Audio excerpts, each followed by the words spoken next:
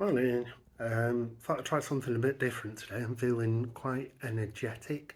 I've just taken the kids to school and just walked back, which is why I'm breathing quite heavily because I'm right fat and out of shape. But anyway, regardless. So what I thought I'd do today is rather than talk about how sad I am and all the things wrong with me, I thought I'd talk a bit about some of the coping strategies that I've come up with. There's one really little one, which might not seem a massive thing, but it's helped. It's helped my wife more than it's helped me. And then there's the second one. The first one is about lights, and the second one is about to-do lists. So this video will be called Lights and Lists, I guess.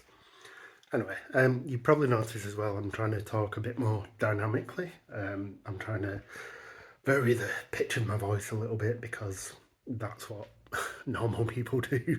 And I'm trying to, you know, come across more relatable, I guess. Anyway, let's not dig into that. I'm also going to keep these as being unedited videos. A, because I'm incredibly lazy, and B, because I just think it makes it a bit more authentic. So there'll be a lot of and but hopefully I'll get better at that as time goes on. Anyway, first thing I wanted to talk about was I am completely unable, it seems, to remember to switch the lights off when I leave a room. Now, that seems like a really minor thing that, I should just be able to remember that. It drives my wife absolutely mental.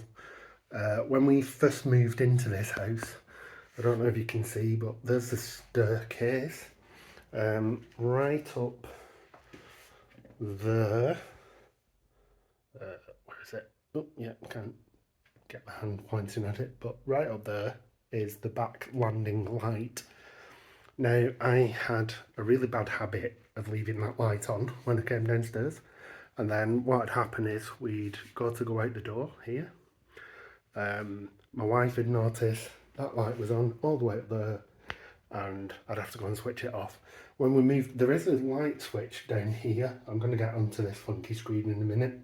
There is a light switch down here, but when we first moved in, that was just a single light switch, and it only controlled these whole lights. Didn't control either the upstairs landing light or the front landing light. There's two different lights up there. So I, being a massive nerd and being quite solution orientated, I replaced the light switches with these funky smart light switches that work on Zigbee. Set up Home Assistant, which is an open source smart home system, and now I don't know if you can see, but yeah, so this light switch here controls the back landing, this one at the front controls the front landing, this one controls the hall. There you go, it's gone dark. Amazing. So that's great, but there's still another problem. That doesn't solve the problem that I just leave lights on. So what I've also done is got these, I don't know if you can see them. I keep saying I don't know if you can see, of course you can see, it's a video. Anyway, so I've got these little motion sensors that are connected to, there's one on the hall light, there's one right down here. So just going into the dining room, one on the dining room light, which just came on. And then if I go through to the kitchen, you'll see kitchen lights are off. As I walk into the room, there we go, kitchen lights come on. And those are hooked up to timers depending on which room it is, and they go off automatically. Amazing. So that's all the landing, the hall. What I then did, because obviously I'm a massive nerd and this is the kind of thing I do, set up this little display. So that's the front screen, and then you can see on the right here we've got all the lights. We've got the landing back, which turns this one on.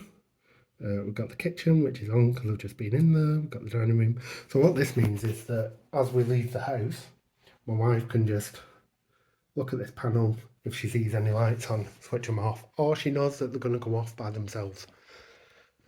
So that's the first thing. Like I say, it's a really minor thing, but massive quality of life improvement for my wife. She probably doesn't even think about the lights anymore because they just go off automatically. I don't have to do it. She doesn't have to do it. It's just one of those things that it used to cause so many problems. Just it's just a minor niggle, but like I think the thing with ADHD is it's so many minor niggles. It's you forgot to fill the washing machine up, or you forgot to empty the dishwasher, or you cleaned half of a room and then wandered off and did something else. You forget to turn the lights off every day, and it's those minor things that just grind away at the people in your life. I think now that we've realised I do have ADHD, I think it's helped my wife a lot. She's kind of come to the realisation that I'm not doing this on purpose. I'm not lazy. I'm not deliberately leaving lights on just to wind her up. It is like an actual thing in my brain that's doing that. Yeah, so that's the first thing, the minor quality of life thing. The other thing, the thing that is really helping me at the moment is I've started using an app called Todoist. And I've seen some debate in the ADHD community about like neurotypical people think that if you just have a to-do list, then everything's fixed. Obviously, that isn't the case, and I'm not saying a to-do list is the silver bullet answer for everyone, but it's really helped me personally. And the reason I use an app particularly is, let me just show you something. My kids have been building dens today, so there's just stuff everywhere. Not entirely my fault. I've just realised the kitchen's a complete mess as well, but never mind. Anyway, so Todoist app, Home Assistant. This tablet, which is just on the wall in the kitchen, is hooked up to Home Assistant, which has a Todoist card here. So I've got my to-do list in front of me in the kitchen all the time. I've also got one upstairs in my office that displays the same to-do list. So this has got, like, for example, what's on here today? I've got bring glasses down. One of my big things is that I tend to take a glass of water upstairs to bed. I'll drink the water, I'll leave the glass on the side of the bed, and then it'll completely vanish from my consciousness. When I get up in the morning, I've got other things on my mind, like I'm getting dressed, I'm getting the kids ready, completely forgot about the glass. By the end of the week, all of our glasses migrated upstairs to my side of the bed. Drives my wife completely mental. So now I've got a recurring to-do item on my list that's bring glasses down. That comes up every day. Reminds me to do that. There's also a couple of things here that I just want to mention. There's one that is work related. It says send email. So one of the things I've realised is if I'm doing something and something occurs to me, like I'm thinking about, oh, I need to do this at some point, what I'll do is one of two things. I'll not go and do that new task and I'll completely forget about it and it'll never get done. Or I've just realised I'm pacing backwards and forwards. I'm going to stop doing that because that's probably not great. What was I saying? Yes, so I'll either forget about that task and it'll never get done, or I'll stop what I'm doing at the moment to go and do that task because I know I'll forget about it, but then I never go back to the original task. So, the send email thing, I was sat playing with my daughter earlier today, and one of the great things about the Todoist app is you can integrate it with Alexa. So, let's say I am emptying the dishwasher. There's the dishwasher, needs emptying. So I'm emptying the dishwasher. I suddenly think, oh, I need to buy toilet roll, which is something that would happen. What I would usually do is stop emptying the dishwasher, open Amazon, or Tesco or whatever and start looking at toilet roll and then wander off, maybe decide to go to the shop and buy toilet roll. The dishwasher would never get emptied. My wife comes home in the evening, the dishwasher's not emptied, you know, or it's half empty. But what I can do now is I'll be emptying the dishwasher. I'll then say, Alexa, add buy toilet roll today to my to-do list. Buy toilet roll today added to your to-do list. Okay, and then I can carry on doing the dishwasher. Hopefully, it probably hasn't shown up yet. It takes a while to refresh the to-do list, which is something I need to work on. So yeah, it's not shown up yet, but at some point, buy toilet roll will show up on my to-do list. I don't tick it off until it's done. That makes sure that I actually get it done. Like I say, it's not a silver bullet. It's not gonna fix everything, but you know, it helps me with that particular thing. That I call it the lack of a task queue.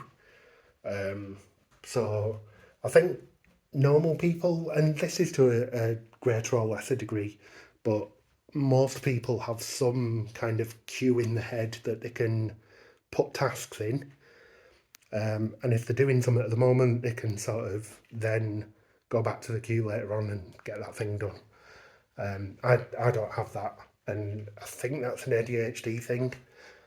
So the to-do list kind of replaces that mental queue. Yeah, so that's the two things I wanted to talk about. I think the important thing I'm finding is that because I now know about my ADHD, I know that these things aren't things I can fix. Like they're not aspects of myself that I can really work on. Maybe I can mitigate some of them. I can find workaround strategies, and I can just tackle little pieces a bit at a time, and you know, make those quality of life improvements. So yeah, that's my. It's called a depression diary, but I feel quite upbeat today. But I'm about to start work, so we'll see how that goes.